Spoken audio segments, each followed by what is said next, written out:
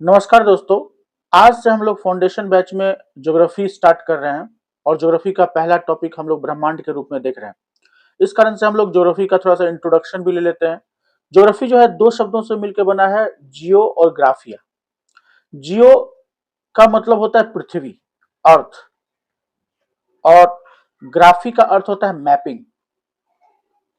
Mapping तो geography का अर्थ हो गया, ज्योग्राफी का अर्थ हुआ अर्थ का मैपिंग, अर्थात ज्योग्राफी का अर्थ है पृथ्वी का वर्णन।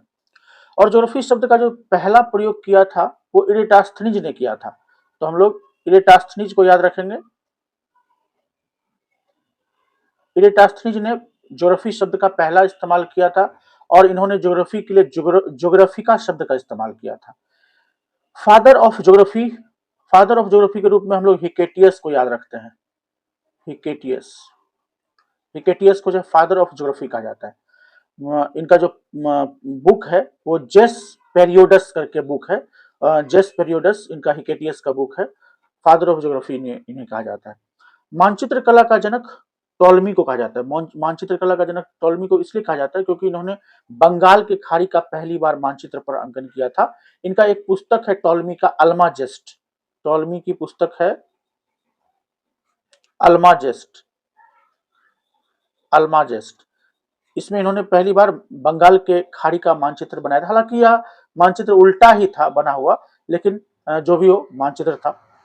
अब आते हैं हम लोग टॉपिक में, देखते हैं ब्रह्मांड, यूनिवर्स। ब्रह्मांड जो है वो वास्तव में अगर देखा जाए ब्रह्मांड को, तो यह जो एक फिजिक्स का ही भाग है और फिजिक्स के मैकेनिक्स के अंतर्गत इसका अध्ययन किया जाता है। हम लोग आते हैं ब्रह्मांड के संबंध में प्रचलित मान्यताओं को हम लोग देखते हैं, जिसमें कि पहला जो मान्यता हम लोग देखेंगे टॉलमी के द्वारा। टॉलमी ने बताया था कि पृथ्वी जो है ब्रह्मांड के केंद्र में है और सूर्य और अन्य ग्रह जो है इनकी परिक्रमा करते हैं। हालांकि यह गलत था, लेकिन तभी के परिप्रेक्ष्य में ऐसा बोलने का हिम्मत भी करना वो बड़ी बात है। तो इनका जो अवधारणा था, हालांकि अभी के परिप्रेक्ष्य में वो गलत है, लेकिन इंपॉर्टेंट रहेगा। कॉपरनिकस, निकोलस कॉपरनिकस की एक पुस्तक है जो कि उन्होंने 1514 ईस्वी में लिखा था। और इनका जो पुस्तक था little commentary, little commentary, little commentary में इन्होंने दो बात बताई थी। इन्होंने पहला चीज बताया था कि ब्रह्मांड के केंद्र में सूर्य है, ना कि पृथ्वी। तो अभी के परिप्रेक्ष्य में वो गलत है, लेकिन तभी के परिप्रेक्ष्य में वो सही था। और इन्होंने दूसरी बात बताया कि पृथ्वी जो है वो सूर्य की परिक्रमा कर रही है, जो कि अभी भी सही है। तो पृथ्वी सूर्य की परिक्रमा कर रही है। इनका जो ये कोपरनिकस का, वो अभी अभी भी इंपॉर्टेंट एग्जाम में आता है। किसने कहा था पहली बार कि पृथ्वी सूर्य की परिक्रमा कर रही है? तो पृथ्वी सूर्य की परिक्रमा करती है, इन्होंने बताया था पहली बार। ठीक, लेकिन इस चीज को, जिसको कि उन्होंने 1514 ईस्वी में बताया था, वो 6ठी शताब्दी में ही वराह मिहिर ने बता दिया था। तो वराह मिहिर ने करीब करीब 1000 साल पहले ही यह बता दिया था कि जो पृथ्वी है वो उसकी चक्कर लगाता है, उसका चक्कर लगाता है चंद्रमा, और पृथ्वी जो है वो सूर्य की परिक्रमा करता है। तो वराह मिहिर हमारे जो खगोल शास्त्री हुए, वो बहुत इंपॉर्टेंट बात 1000 साल पहले, कॉपरनिकस से 1000 साल पहले ही बताकर चले गए। हम लोग आते हैं केपलर के विषय में। केपलर ने कुछ जो अवधारणा दिया था वो देखें हम लोग।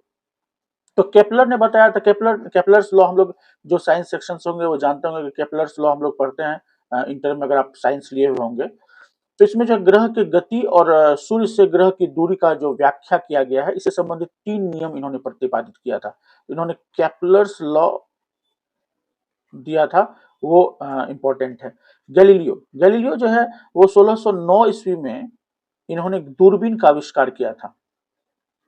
और दूरबीन के आविष्कार के बाद एक तरह से कहें तो खगोल जगत में काफी खलबली सी मच गई थी, और जो प्रेरित हुए बहुत खगोल खगोलविद इस क्षेत्र में शोध के लिए।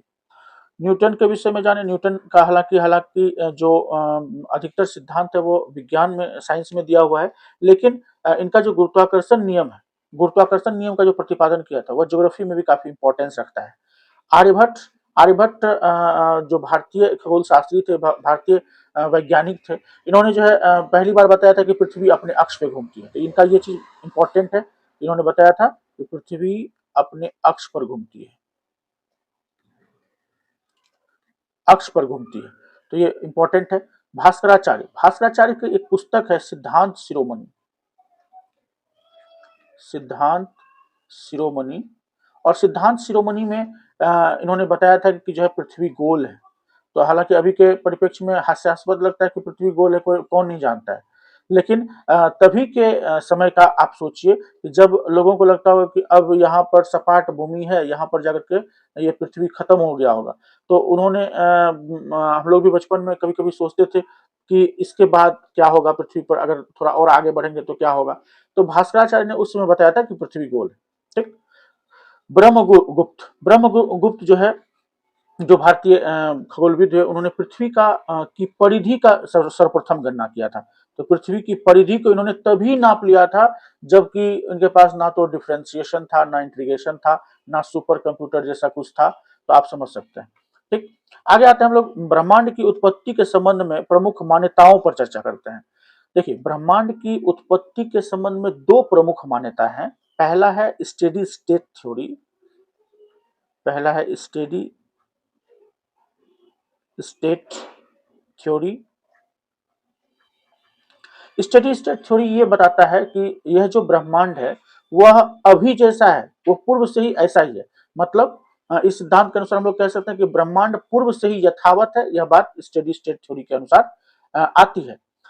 दूसरा है big bang theory, big bang theory, महाविस्फोट का सिद्धांत। इसको हम लोग थोड़ा सा डीप में देखते हैं क्योंकि बिग बैंग थ्योरी अभी भी यही अवधारणा चल रही है। तो बिग बैंग थ्योरी जिसे महाविस्फोट का सिद्धांत कहा जाता है, उसके बारे में कुछ कुछ फैक्ट्स हम लोग देख लेते हैं। इसका प्रतिपादक कौन हुआ? इसका प्रतिपादन 1927 ईस्वी में लेमेंटियर के द्वारा किया गया था, लेमेंटियर के द्वारा किया गया था। और यह जो है ब्रह्मांड की उत्पत्ति का अभी भी यही सिद्धांत माना जाता है, यानी कि ब्रह्मांड की उत्पत्ति का सर्वमान्य सिद्धांत था। बाद में इसको बिग बैंग का नाम दिया गया था 1949 में, जो फ्रेड होयल थे, फ्रेड होयल 1949 में, फ्रेड होयल, इनके द्वारा इसको बिग बैंग का नाम दिया गया। लेकिन जो इंपॉर्टेंट नाम है लेमेंटियर, उसके बाद एक नाम आता है फ्रीडमैन। तो फ्रीडमैन ने जो है आइंस्टाइन के सापेक्षता के सिद्धांत पर, जो फ्रीडमैन हुए, जो रूसी वैज्ञानिक हैं, उन्होंने पहली बार ब्रह्मांड का मॉडल प्रस्तुत किया कि आखिर ब्रह्मांड होता कैसा होगा। तो पहली बार ब्रह्मांड का जो मॉडल है, ब्रह्मांड का मॉडल, ये फ्रीडमैन ने इसका मॉडल प्रस्तुत किया था।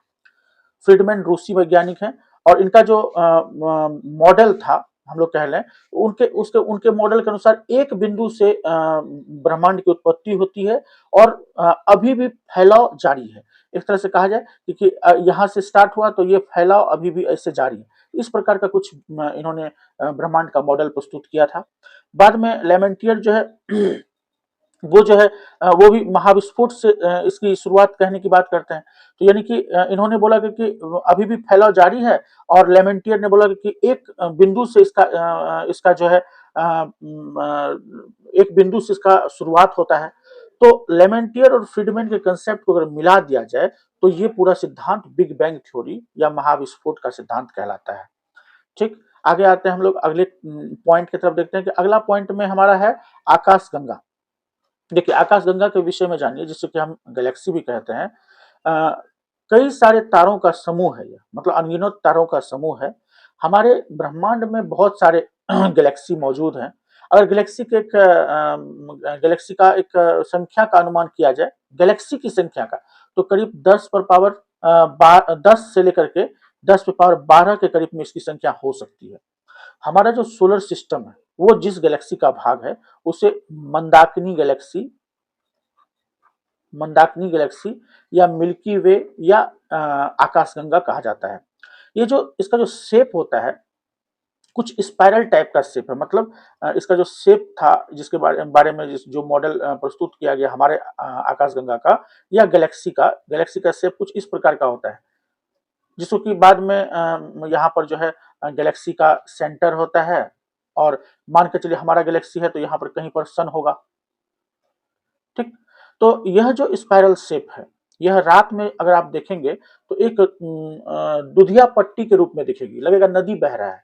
तो इसी कारण से इसको जो है जो मंदाकिनी गैलेक्सी है उसको दुग्ध मेखला या मिल्की वे भी नाम दिया गया है, दुग्ध मेखला, या इसको मिल्की वे भी कहा जाता है, मतलब दूध वाला रास्ता एक तरह से कह लीजिए। देखिए 2005 ईस्वी में स्प्रिंजर स्पेस टेलीस्कोप भेजा गया था और उसने जो है मिल्की वे का एक तस्वीर लिया जिसमें कि इसका जो है बेयर्ड स्पाइरल के रूप में इसको दिखाया गया। मतलब आप जो पिक्चर में देख रहे हैं कि इस टाइप से इस टाइप से कुछ चित्र जो यहाँ देखा गया है, हबल टेलीस्कोप से लिया गया ये जो हमारे गैलेक्सी का पिक्चर है, तो इस टाइप के शेप को स्पष्ट किया। तो 2005 में जो टेलीस्कोप ने पिक्चर बताया था स्प्रिंजर टेलीस्कोप द्वारा ये पता चला था कि इसका जो शेप है वो कैसा स्पाइरल है, तो बेयर्ड स्पाइरल है। देखिए कुछ और फैक्ट्स को हम लोग देख लेते हैं कि हमारा आकाश गंगा जो है उसका सबसे चमकीला तारा का समूह कौन सा है, तो ओरियन नेबुला।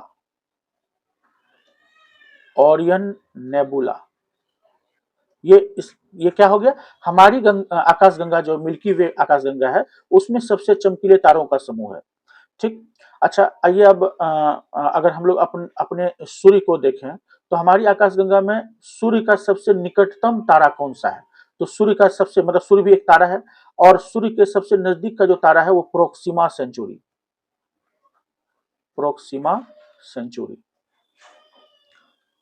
ठीक, वो अगर क्वेश्चन पूछेगा कि हमारा जो मिल्की वे है उस गैलेक्सी में मिल्की वे से सबसे नजदीक का तारा कौन सा है, तो वो भी प्रोक्सिमा सेंचुरी होगा, और सूर्य के सबसे नजदीक का तारा भी पूछा जाएगा तो प्रोक्सिमा सेंचुरी भी होगा। अच्छा एक और फैक्ट जानिए कि ध्रुव तारा जो है वो पृथ्वी से करीब करीब जो है 1700 प्रकाश वर्ष दूर स्थित है। 1700 प्रकाश वर्ष दूर है। प्रकाश वर्ष जो होती है वो दूरी की इकाई होती है, तो प्रकाश वर्ष जो है लाइट ईयर वो दूरी की इकाई है, लाइट ईयर वो दूरी की इकाई है। ठीक, इसके विषय में हम लोग फिजिक्स में पढ़ेंगे और भी कि प्रकाश वर्ष क्या होता है कि निर्वात में प्रकाश द्वारा एक वर्ष में जितना तय की गई दूरी होती है वो प्रकाश वर्ष कहलाता है। अगर हम लोग प्रकाश की चाल देखें तो 3 × 10⁸ मीटर पर सेकेंड होता है, तो इससे हम लोग पता कर सकते हैं कि एक वर्ष में कितनी दूरी वो चलता होगा, और इस ये जो डिस्टेंस हो गया वो प्रकाश वर्ष हो गया। तो हम लोग ध्रुव तारा के बारे में देख रहे थे। ध्रुव तारा जो है वो पृथ्वी से लगभग 1700 प्रकाश वर्ष दूर है, और इसका जो लाइट है वो पृथ्वी के उत्तरी ध्रुव पर 90 डिग्री का कोण बनाता है। तो अगर हम लोग अर्थ देखेंगे तो उसका जो 90 डिग्री पर ये कोण बनाएगा, यानी कि जो नॉर्थ पोल होगा उसके ठीक ऊपर जो हमारा ध्रुव तारा चमकेगा। ठीक, एक और फैक्ट देख लेते हैं कि हम लोग जो उत्तरी गोलार्ध में जो उत्तरी गोलार्ध से अगर देखा जाए तो सबसे ज्यादा तारा पुंज जो है वो M13 ग्लोब क्लस्टर का नासा ने बताया कि M13 ग्लोब क्लस्टर ये जो है सबसे बड़े तारों का समूह हो गया जो नॉर्थ हेमिस्फीयर से हमें दिखाई पड़ता है।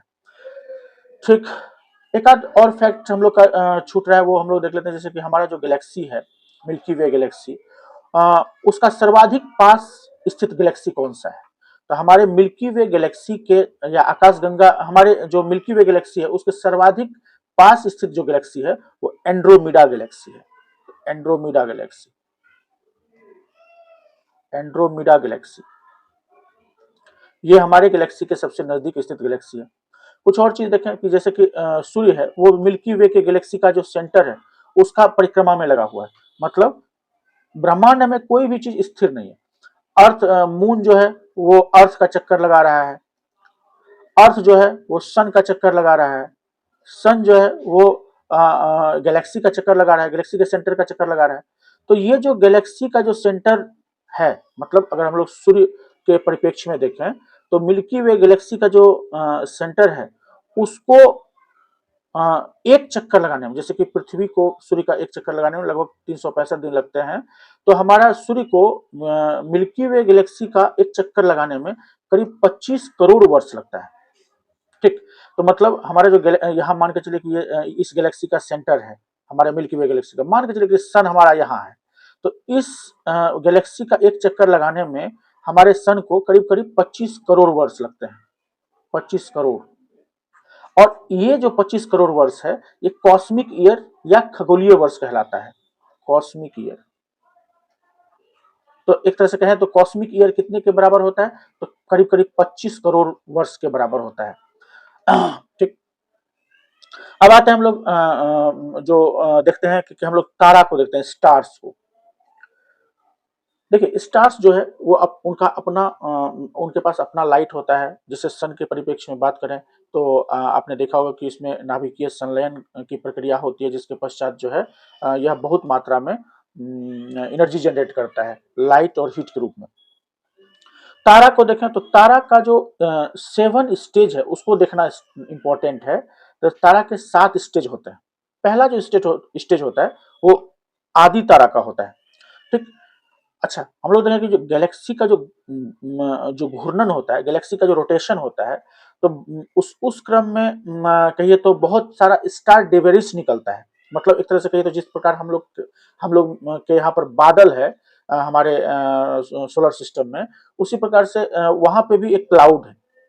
तो कहिए तो गैलेक्सी के घूर्णन के कारण से ब्रह्मांड का जो है वो मेघ जो है, क्लाउड जो है वो प्रभावित होता है, जिसका परस्पर गुरुत्वाकर्षण के कारण से उनके केंद्र में नाभिकीय संलयन शुरू हो जाता है। तो नाभिकीय संलयन में क्या होता है कि हाइड्रोजन जो है हीलियम में परिवर्तित होता रहता है, हम लोग अभी बात किए। और इस प्रक्रिया में जो है बहुत अधिक मात्रा में ताप, हीट और लाइट उत्पन्न होता है। तो ये जो अभी तारा का एक तरह से कहिए तो स्टार का निर्माण हुआ, स्टार का जो ये फेज है ये कहलाता है प्रोटोस्टार। मतलब ये पहला स्टेज हो गया कि जबकि नया नया तारा का जन्म हुआ। फिर क्या होता है कि लंबे समय तक नाभिकीय संलयन चलते रहा। तो लंबे समय तक नाभिकीय संलयन चलते रहा तो उससे हाइड्रोजन धीरे धीरे समाप्त होने लगता है। तो हाइड्रोजन समाप्त होने लगा तो उसका जो एक तरह से कहिए तो एक्सटर्नल फोर्स था, जो हाइड्रोजन का जो एक्सटर्नल फोर्स लग रहा था, वो फोर्स धीरे धीरे कम होने लगता है, समाप्त होने लगता है। तो कहिए तो जैसे कि अभी मान चलिए कि ये प्रोटोस्टार के फेज में है और इसका जो है हाइड्रोजन से हीलियम में कन्वर्ट हो रहा है। और बाद में क्या हुआ कि हाइड्रोजन धीरे धीरे हाइड्रोजन जो समाप्त हो गया, हाइड्रोजन समाप्त हो गया और हीलियम जमा हो गया। तो क्या होता है कि गुरुत्वाकर्षण के कारण से अंदर में संकुचन प्रारंभ हो जाता है, मतलब कॉन्ट्रैक्शन होने लगता है। और इस संकुचन के कारण से जो उसका जो सेंटर होता है वो काफी गर्म हो जाता है। और जो बाहरी परत में जो हाइड्रोजन है, बाहरी परत का हाइड्रोजन जो है वो हीलियम में परिवर्तन था। तो मान चलिए है हाइड्रोजन यहाँ पर, तो हाइड्रोजन में हीलियम में परिवर्तन जारी रहता है। तो हीलियम में परिवर्तन जारी रहता है तो इससे हीट और एनर्जी निकलते जा रहा है। लेकिन उसके सेंटर में ये घटना हो रहा है कि उसका कंट्रैक्शन शुरू हो जाता है। इसके कारण से क्या होगा, इसके कारण से क्या होता है कि तारा का जो बाहरी भाग है वहां पर तो एनर्जी निकल रहा है, लेकिन अंदर भाग सिकुड़ते जा रहा है। तो बाहरी भाग फूलना शुरू हो जाता है और बाहरी भाग फूल के एकदम लाल होने लगता है। मतलब कुछ इस प्रकार का रूप ले लेता है वो, बाहरी भाग फूलने लगता है और सेंटर कॉन्ट्रैक्ट होने लगता है। तो सेंटर जो है संकुचित होने लगता है। तो तारा का जो ये फेज है, इस स्टेज को रेड गेंट कहा जाता है, रक्त दानव तारा कहा जाता है। ठीक। अब आते हैं हम लोग तीसरे पर बात करते हैं, क्योंकि अब कॉन्ट्रैक्शन हो रहा है। मान के चलिए ये तारा का केंद्र जो है अत्याधिक गर्म हो गया और हीलियम जो है वो कार्बन में चेंज हुआ, फिर कार्बन जो है लोहा में चेंज होना शुरू हो जाता है। परिणाम स्वरूप क्या होता है कि नाभिकीय संलयन से जो उसका केंद्र में नाभिकीय संलयन से जो ऊर्जा उत्पन्न होना शुरू हो गया। अब ऊर्जा उत्पन्न होना शुरू हो गया, अंदर में कॉन्ट्रैक्शन हो रहा था, बाहर से उसको एनर्जी दे रहे हैं। और इस कारण से क्या होता है कि अब सिकुड़ना रुक गया और बिल्कुल अब सिकुड़ने के लिए जगह नहीं है, तो ब्लास्ट कर जाता है। तो तारा में तीव्र विस्फोट हुआ, तारा में तीव्र विस्फोट हुआ और तारा जो है एक तरह से कहिए तो विस्फोट के साथ फटा। तो ये स्टेज जो है, ये ठीक यही स्टेज सुपरनोवा विस्फोट का स्टेज कहलाता है। यानी कि तीसरा स्टेज हो गया सुपरनोवा स्टेज। चौथा स्टेज हम लोग बात करते हैं जबकि वो व्हाइट ड्वार्फ में बदलता है। मतलब सुपरनोवा विस्फोट के बाद क्या होता है, तारा जो है अपना नाभिकीय ऊर्जा खो दिया, नाभिकीय ऊर्जा खो दिया। तो ये जो है व्हाइट ड्वार्फ में चेंज हो गया। और इस अवस्था में चूंकि अंदर में तो बहुत मलबा था बचा हुआ, अंदर से मलबा बाहर निकला, इसलिए उसको जीवाश्म स्टेज भी कहा जाता है, मतलब जीवाश्म तारा भी कहा जाता है। ठीक। उसके बाद आते हैं हम लोग ब्लैक ड्वार्फ पे। इस श्वेत वामन तारा जो है, मतलब व्हाइट ड्वार्फ तारा जो है, वो अब उसका जोश ठंडा हो गया, जोश ठंडा हो गया तो धीरे धीरे वो भी ठंडा हो जाता है। और ठंडा होकर के वो जो है ब्लैक कलर का हो जाता है कुछ, तो इसी कारण से इसको ब्लैक ड्वार्फ स्टेज कहा जाता है। सुपरनोवा विस्फोट के बाद तारा का जो है केवल सेंटर वाला भाग ही बचा हुआ रहता है। सेंटर वाला भाग बचा हुआ है तो उसका जो घनत्व है वो तो लोहा में परिवर्तित हो गया है और उसका घनत्व काफी ज्यादा रहता है। तो अत्याधिक गुरुत्वाकर्षण के कारण जो सभी जो तत्व हैं उसमें वो न्यूट्रॉन के रूप में संगठित हो जाते हैं। वो न्यूट्रॉन स्टेज हो गया, वो न्यूट्रॉन स्टेज में चले जाते हैं। तो इसी कारण से इस स्टेज को हम लोग जो है न्यूट्रॉन स्टेज स्टार कहते हैं या न्यूट्रॉन तारा भी कहते हैं। और न्यूट्रॉन तारा मान के चलिए न्यूट्रॉन के रूप में है तो उसमें जो तीव्र गति आ जाती है और तीव्र गति के साथ वो घूर्णन करना स्टार्ट कर देते हैं। इसी कारण से इस स्टेज को पल्सर स्टेज भी कहा जाता है। इसी स्टेज को पल्सर कहा जाता है। ठीक, अब पल्सर स्टेज के बाद जो लास्ट स्टेज 7वां स्टेज है, मतलब सुपरनोवा विस्फोट के बाद जो बड़ा तारा है वो अत्याधिक गुरुत्वाकर्षण के कारण से काफी संकुचित हो गया और इसका घनत्व जो है वो काफी बढ़ गया, अत्याधिक हो गया। तो अत्याधिक सघनता के कारण, अत्याधिक घनत्व के कारण कोई पदार्थ को या मान के चलिए कोई पदार्थ उसकी तरफ आया, ये सूर्य का प्रकाश भी काहे नहीं आया, वो गुरुत्वाकर्षण इतना ज्यादा हो गया है कि वो बच कर जा नहीं पाता है, मतलब उसमें चिपका हो रह जाता है। तो मतलब जो भी चीज आया उसमें चिपक गया, यहाँ तक कि सूर्य का प्रकाश भी आया तो उसको भी नहीं जाने दिया। इस कारण से वो दिखता नहीं है। तो दिखता नहीं है, इस स्टेज को कहा जाता है कृष्ण विवर या कृष्ण छिद्र, यानी कि ब्लैक होल जो है उसको कहा जाता है। तो ब्लैक होल स्टेज जो है उसमें अगर पहुंच गया तो वो तारा का लास्ट स्टेज होता है। उसके बाद वो ब्लैक होल ही रह जाता है। तो ब्लैक होल का जो कंसेप्ट था उसका प्रतिपादक जो है भारतीय एक वैज्ञानिक हुए, चंद्रशेखर, एस चंद्रशेखर। तो हम लोग कह लेंगे कि ब्लैक होल थ्योरी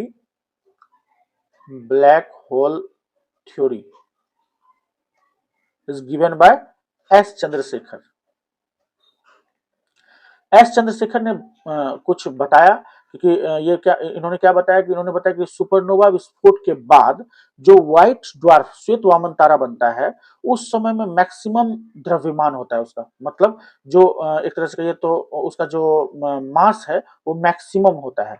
और वो जो मास होता है वो अभी हम लोग का अगर सन के साथ में कंपेरिजन करें तो उसका करीब 1.44 गुना होता है, मतलब कह लीजिए तो 1.44 टाइम्स ऑफ मास ऑफ सन होता है। तो इसी को उन्होंने बताया कि ये चंद्रशेखर लिमिट है, इस लिमिट से अगर कोई क्रॉस करेगा तो सुपरनोवा विस्फोट के स्टेज में चला जाएगा। मतलब कहने का है कि अगर रक्त दानव तारा ऐसा स्टेज में आ जाता है कि 1.44 गुना हो जाता है मास ऑफ सन के, तो यह सुपरनोवा स्टेज में चला जाएगा, मतलब यह अब फट जाएगा। ठीक, तो यही जो कहलाया ये इनको 1.4 जो है वो चंद्रशेखर लिमिट कहलाया था। चंद्रशेखर लिमिट क्या हो गया, चंद्रशेखर लिमिट का मान क्या हो गया 1.44 ms, मतलब मास ऑफ सन। तो मतलब 1.44 टाइम्स मास ऑफ सन। अच्छा, इसकी खोज जो है वो एस चंद्रशेखर सुब्रमण्यम चंद्रशेखर द्वारा जो है 1930 ईस्वी में की गई थी। अब यहाँ पर एक चीज, एक फैक्ट देखने वाला है कि 1.44 ms जो सौर द्रव्यमान है, यह जो है वह सीमा है जिसके भीतर जो है श्वेत वामन बनता है, मतलब व्हाइट ड्वार्फ बनता है। और जिसके ऊपर, मतलब कह लीजिए क्योंकि अगर 1.44 से वो नीचे है तो वो जो है श्वेत वामन व्हाइट ड्वार्फ बनता है, लेकिन इसके ऊपर हो गया तो ये ब्लैक ड्वार्फ में कन्वर्ट हो जाता है। तो मतलब ब्लैक होल में कन्वर्ट हो जाता है। तो मतलब इससे ऊपर अगर कुछ रहेगा तो सुपरनोवा विस्फोट के बाद वो ब्लैक होल में कन्वर्ट हो जाएगा। ठीक, तो यही जो हमने 7 स्टेज देखा, कौन कौन देखा, आदि आदि तारा देखा, प्रोटोस्टार, उसके बाद रक्त दानव स्टेज देखा, रेड गैंट, सुपरनोवा स्टेज देखा, फिर हम लोग ने white dwarf stage, black dwarf stage, neutron तारा जिसको हम लोग पल्सर कहे, फिर हम लोग ब्लैक होल यानी कि कृष्ण विवर को देखे। अच्छा, तारा का जो एक यहाँ पे प्रश्न है, ये तारा का जो रंग होता है वो किस चीज का सूचक होता है, तो उसका जो टेम्परेचर है उसका सूचक है। ठीक, तो तारा का जो रंग है, तारा का रंग ये सूचक होता है किसका, उसके टेम्परेचर का।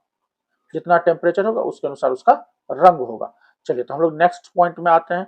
देखिए थोड़ा थोड़ा पॉइंट है, चूंकि हमने अभी ज्योग्राफी को स्टार्ट किया है, हो सकता है कि आपको शुरुआत में क्लास थोड़ा सा बोझिल लगे। हम लोग जब इंटरेस्टिंग टॉपिक की तरफ जाएंगे तो उसमें मजा आएगा। लेकिन इस चीज को भी हम छोड़ के आगे नहीं बढ़ सकते। अगर हमें मान के चलिए कि पदाधिकारी बनना है, तो हमारे सामने में जब हम लोग डीएम रहेंगे किसी डिस्ट्रिक्ट का, या किसी ब्लॉग का वीडियो रहेंगे, तो हमारे पास इतना सारा फाइल बचा हमारे टेबल पे जमा रहेगा। तो उस स्टेज में हम लोग ये नहीं कह सकते कि हम लोग इस फाइल को नहीं देखेंगे, क्योंकि ये फाइल जो है थोड़ा मोटा है, या फिर मान के चलिए कि ये फाइल कम इम्पोर्टेंस का है, इसको नहीं देखेंगे, ये ज्यादा इम्पोर्टेंस का, इसको देखेंगे। आपको बराबर अपना फोकस करना होगा पूरे सिलेबस के ऊपर। पूरे सिलेबस के ऊपर फोकस करने से क्या होगा कि आप फिर बेहतर प्रश्नों के जवाब दे पाएंगे। कभी अगर उस सेक्शन से भी क्वेश्चन, मान के चलिए आपका ये टॉपिक आपके लिए आपको इम्पोर्टेंट नहीं दिखता होगा, लेकिन किसी को तो इम्पोर्टेंट दिख सकता है। अगर उसने क्वेश्चन को सेट कर दिया इस टॉपिक से, तब तो आपका छूट जाएगा वो प्रश्न। तो इस कारण से आप प्रत्येक टॉपिक को, पूरे सिलेबस को मास्टरिंग करने का प्रयास कीजिए। अगर आप 60 से 70% सिलेबस को पूरा कर लेते हैं, तो आप तैयारी में आ गए। तो मतलब आप अब से प्रैक्टिस स्टार्ट कर दीजिए, आप तैयारी में आ गए। 60 से 70% से ऊपर कोई कर नहीं पाता है। हालांकि वो थोड़ा थोड़ा वन लाइनर स्टेज में पढ़ लिया, लेकिन उतना उसको देखना चाहिए। आगे आते हैं हम लोग, पॉइंट देते हैं निहारिका। निहारिका या नेबुला, देखिए ये एक इंपॉर्टेंट टर्म है। हम लोग कह लेंगे कि ये जो है एक आकाशीय पिंड है जो कि अत्यधिक लाइट से भरा हुआ रहता है, अत्यधिक प्रकाशमान होता है, और जो ये जो निर्मित होता है वो गैस और धूलकण से निर्मित होता है, और अपनी चमक इसके पास नहीं होती है, लेकिन जो समीपवर्ती तारे होते हैं उनसे ये प्रकाशित होता है। तो हम लोग जब अभी हबल टेलीस्कोप द्वारा हमारे गैलेक्सी का पिक्चर लिया गया था, तो उसमें देखा गया था कि बहुत सारी निहारिका दिखाई पड़े। मतलब एक तरह से कहिए तो एक सफेद चादर है जो कि आसपास के तारों से वो चमकता है, धुलकन का चादर कह लीजिए। तो पृथ्वी का यहाँ पर हमको देखना होगा कि पृथ्वी का जो सबसे निकट का निहारिका है, उसका नाम भी एंड्रोमीडा है। एंड्रोमीडा मतलब जो सबसे निकट का जो हमारा निहारिका है, नेबुला है। और अंतरिक्ष में सबसे हल्का निहारिका जो अभी तक देखा गया है, ओरियंस स्क्वाड। ओरियंस स्क्वाड, ठीक। तो इस दो फैक्ट के साथ हम आगे बढ़ते हैं। ज्यादा इंपॉर्टेंट वो टॉपिक नहीं रहेगा, तो उसमें हम लोग फंसे हुए नहीं रहेंगे। लेकिन मान के चलिए कि पूरे टॉपिक को हम लोग एक एक करके देखते हुए गुजर जाएंगे, ठीक। अब आते हैं हम लोग अरोरा के बारे में बात करते हैं। देखिए अरोरा का मतलब होता है ध्रुवीय प्रकाश। ध्रुव पर से ये प्रकाश दिखाई देगा। जैसे अगर हम लोग अर्थ का बात करें, अर्थ में ये नॉर्थ पोल हो गया और ये साउथ पोल हो गया। तो अगर आप पोलर रीजन में जाएंगे, तो आपको एक विशेष प्रकार का लाइट यहाँ पर दिखाई पड़ेगा, जिसको कि नेबुला कहा जाता है। अगर हम लोग नॉर्थ पोल की बात करें, तो हमारा जो नॉर्थ पोल का अरोरा है, उसको कहा जाता है अरोरा बोरियालिस। अरोरा बोरियालिस। और जो साउथ पोल का अरोरा है, उसको अरोरा ऑस्ट्रालिस। ऑस्ट्रालिस, ठीक, अरोरा ऑस्ट्रालिस कहा जाता है। तो साउथ पोल का जो अरोरा है ऑस्ट्रालिस, और नॉर्थ पोल का जो अरोरा बोरियालिस, ठीक। आगे बढ़ जाते हैं। उल्कापिंड मेटोर्स, उल्कापिंड मेटराइट्स। देखिए उल्कापिंड उल्कापिंड और जो उल्का और उल्कापिंड है। कई बार आपको देखा गया होगा कि जो आपका जो सौरमंडल है, उसमें सुपरनोवा विस्फोट हुआ होगा, उससे जो स्टार डिबेरिस निकला होगा, तारा का जो मलबा निकला होगा, वो अगर वायुमंडल, पृथ्वी के वायुमंडल में प्रवेश कर जाता है, तो पृथ्वी का वायुमंडल के घर्षण के कारण से वो जलकर नष्ट हो जाएगा। तो आपको ये शूटिंग स्टार के रूप में दिखाई पड़ेगा। कभी कभी आप आकाश की तरफ देखेंगे, तो आपको दिखाई पड़ेगा कि वो जो है एकदम जलता हुआ चीज हमारे वायुमंडल में प्रवेश कर रहा है। किंवदंती है कि हम लोग जो अगर कोई विश मांग लेते हैं कि हे प्रभु हमें डीएम साहब बना दीजिए, तो वो पूरा हो जाता है। तो वही जो एक तरह से कि स्टार डिबेरिस है, वही मेटोर्स या मेटराइट्स कहलाता है, ठीक। तो हम लोग देखें कि जो छोटा कण हुआ, छोटा पिंड हुआ, वो घर्षण के कारण से जल करके मार्ग में ही नष्ट हो गया। उसका जो टुकड़ा है वो नीचे नहीं गिरा। तो जिसका टुकड़ा नीचे नहीं गिरा वो मेटर्स हो गया, मतलब उल्का हो गया, वो जलकर नष्ट हो गया। लेकिन कुछ कुछ ऐसे बड़े टुकड़े होते हैं जो कि जलकर पूर्णतः नष्ट नहीं हो पाते हैं। तो जो जलकर पूर्णतः नष्ट नहीं हो पाए वो धरातल पर उसका टुकड़ा गिर जाता है, तो उसी को उल्काश्म या उल्कापिंड या मेटोराइट्स कहते हैं। तो ऐसा ऐसा टुकड़ा कभी कभी पृथ्वी पर आपको देखने के लिए मिल जाएगा। तो उसमें क्या क्या होता है, तो वैज्ञानिक सब उसको देखा, तो उसमें देखा कि लोहा और निकेल जो है मुख्य रूप से मिलता है। हम लोग बात कर ही लिए कि टूटता तारा भी इसको कहते हैं, फॉलिंग स्टार या शूटिंग स्टार भी कहते हैं। अच्छा, ऐसा टुकड़ा पृथ्वी पर हमें मिला है। पृथ्वी की सतह पर अगर सबसे बड़ा टुकड़ा का बात करें तो होबा वेस्ट नाम का एक टुकड़ा जो है, होबा वेस्ट, होबा वेस्ट, जो कि नामीबिया के ग्रुट 14 नाम का जगह है, वहां पर मतलब मिला, नामीबिया में।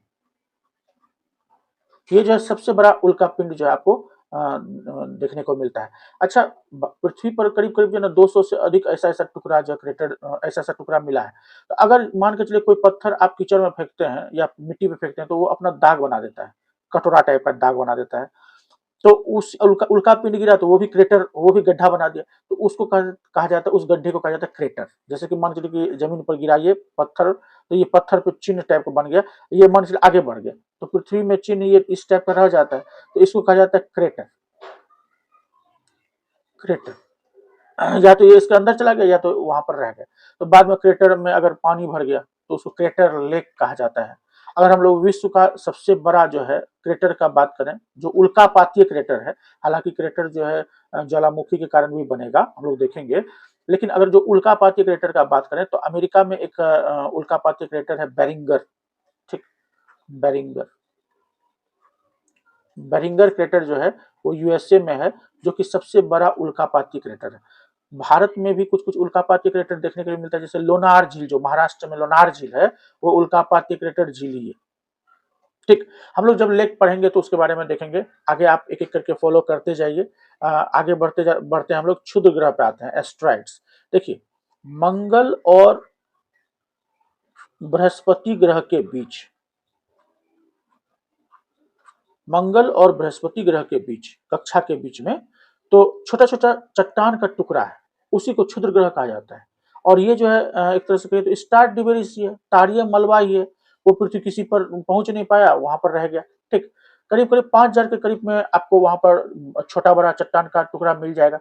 उन सब में, मतलब ये जो क्षुद्र ग्रह है, उन सब में जो सबसे चमकीला क्षुद्र ग्रह है, सबसे बड़ा, उसको सिरिस कहा जाता है। ठीक, तो सबसे बड़ा जो क्षुद्र ग्रह है सिरिस, और सबसे चमकीला भी पूछेगा तो सिरिस होगा। अच्छा, एकमात्र क्षुद्र ग्रह जिसको कि हम लोग पृथ्वी से अपने नग्न आंखों से देख सकते हैं, वो है फोरवेस्टा। फोरवेस्टा को यहां पर से भी आप देख सकते हैं नग्न आंखों से, इतना साइज में बड़ा है। ठीक, अब यहाँ पर एक चीज को डिस्कस करते, थोड़ा सा पॉइंट को, फैक्ट को जोड़ लेते हैं हम लोग कि नासा का एक मिशन था, लूसी मिशन। ठीक, नासा का लूसी मिशन, नासा का जो ये लूसी मिशन है वो जुपिटर के का एक एस्ट्रॉयड है। हम लोग जुपिटर का एक कह लीजिए धूमकेतु था, वो ट्रोजन, ट्रोजन के अध्ययन के लिए भेजा गया था। तो लूसी मिशन को जो किसके लिए भेजा गया था, तो जुपिटर के एस्ट्रॉयड ट्रोजन के लिए, ट्रोजन के अध्ययन के लिए भेजा गया था। देखिए, एस्ट्रॉयड भी जो है वास्तविकता में अगर देखा जाए तो एस्ट्रॉयड भी एक भी जो है एक प्रकार, मतलब जो तारीय मलबा है, हम लोग बात कर ही चुके हैं। तो उसी प्रकार का है कि जिस प्रकार पृथ्वी है उसी प्रकार का वो एस्ट्रॉयड है। पृथ्वी साइज में बड़ा हो गया थोड़ा, एस्ट्रॉयड साइज में छोटा है, गुण सेम है। ये तारीय मलबा से ही, मतलब स्टार डिबेरिस से ही बना हुआ है।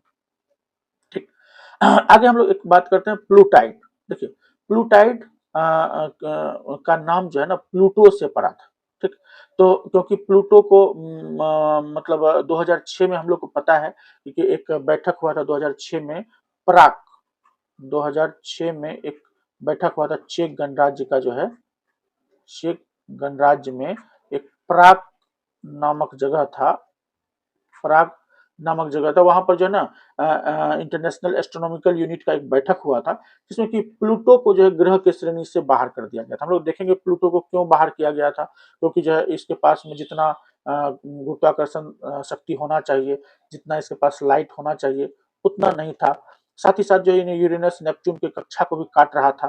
तो कुछ कुछ पॉइंट को लेकर के 2006 में प्लूटो को जो है वो ग्रह के प्लेनेट के श्रेणी से बाहर निकाल दिया गया और इसको डाल दिया गया, एक अलग ही श्रेणी बना दिया गया 2008 में।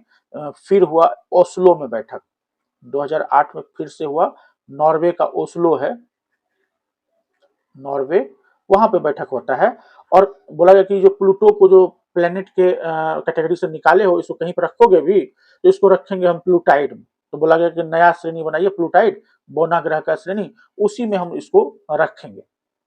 ठीक, उसके बाद से हमारा ग्रहों का संख्या जो है हमारे पास 8 हो गया। ये जो है प्लूटो को ग्रह के श्रेणी से बाहर निकाल दिया गया। ठीक। अच्छा, हम लोग बात कर ही चुके हैं जो क्यों बाहर किया गया, तो क्योंकि गुरुत्वाकर्षण के इसका जो गुरुत्वाकर्षण कम था, चमक कम था, ये नेपच्यून की कक्षा को काट भी रहा था, इस कारण से। विशेष चर्चा हम लोग जब प्लूटो देखेंगे तो प्लूटो में कर लेंगे। एक और है पुच्छल तारा या धूमकेतु, कोमेट्स। पुच्छल तारा, धूमकेतु। देखिए पुच्छल तारा जो है ना वो अंतरिक्ष में जो है एक तरह से कहिए तो एक खगोल पिंड ही है, जो कि सूर्य के चारों ओर दीर्घवृत्ताकार कक्ष में घूमता रहता है।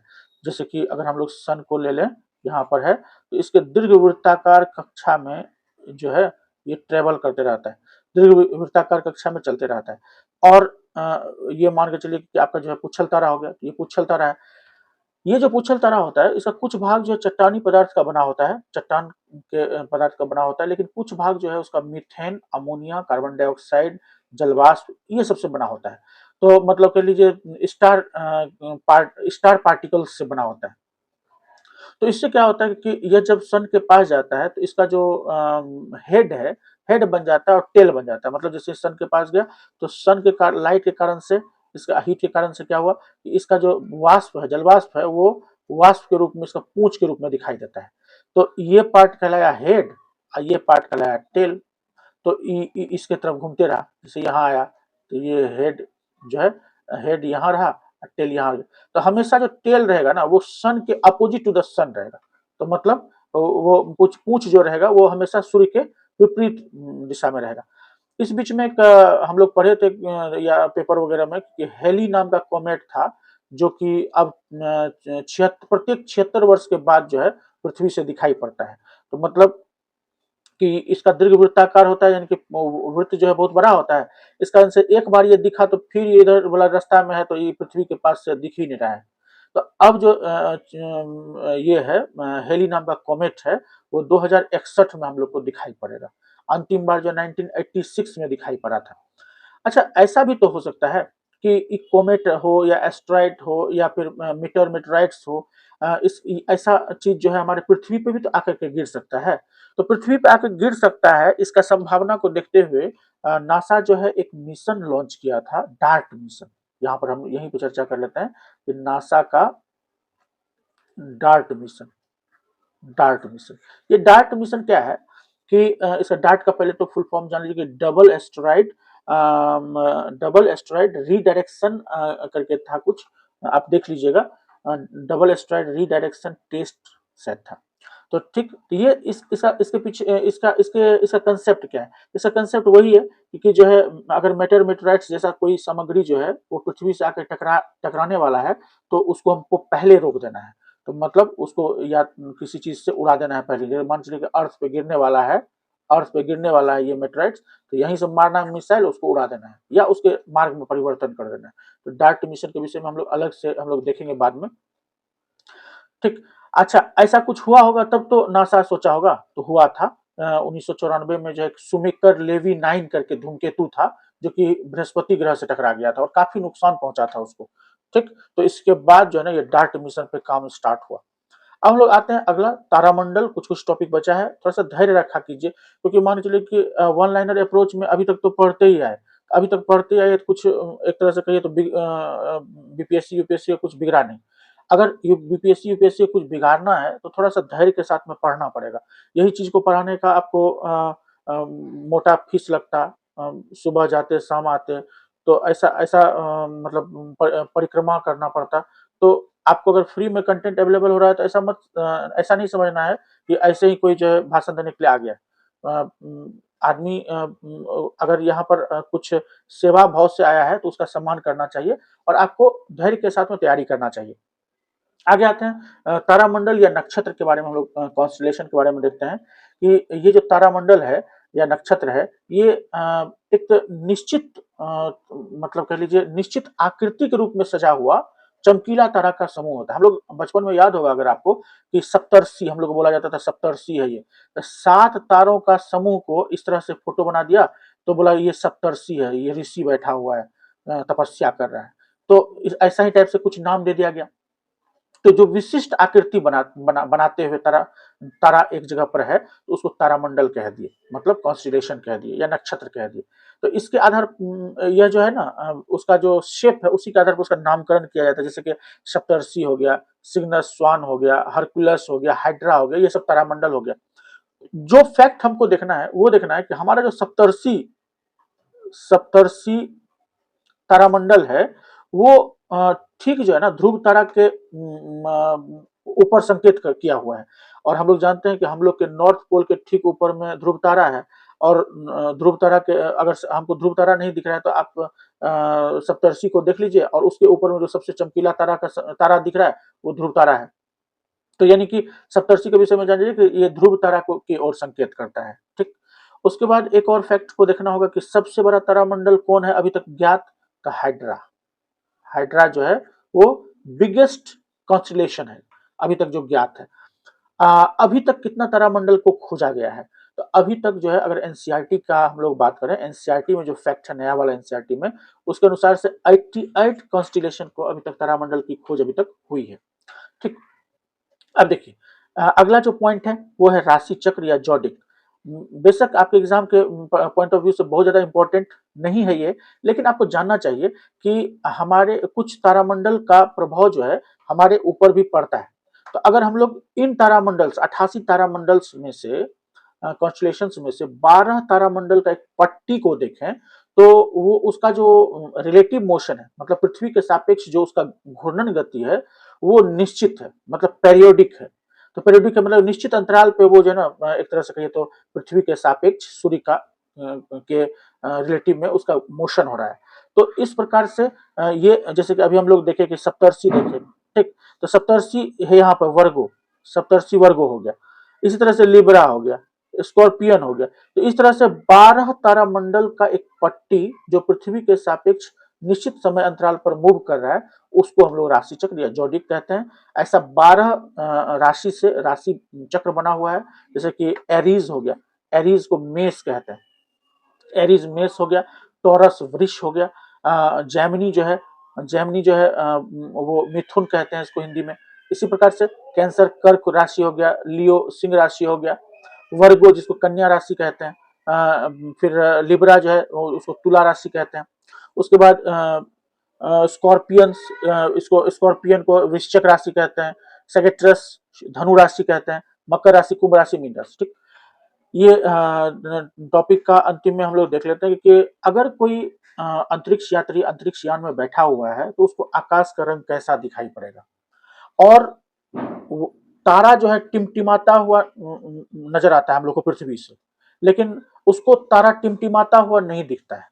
जो अंतरिक्ष यान में बैठा हुआ अंतरिक्ष यात्री है उसको तारा टिमटिमाता हुआ नहीं दिखाई पड़ता है, एक रूप में दिखाई पड़ता है। और उसको आकाश का रंग कैसा दिखाई पड़ता है यह आपको कमेंट सेक्शन में बताना है।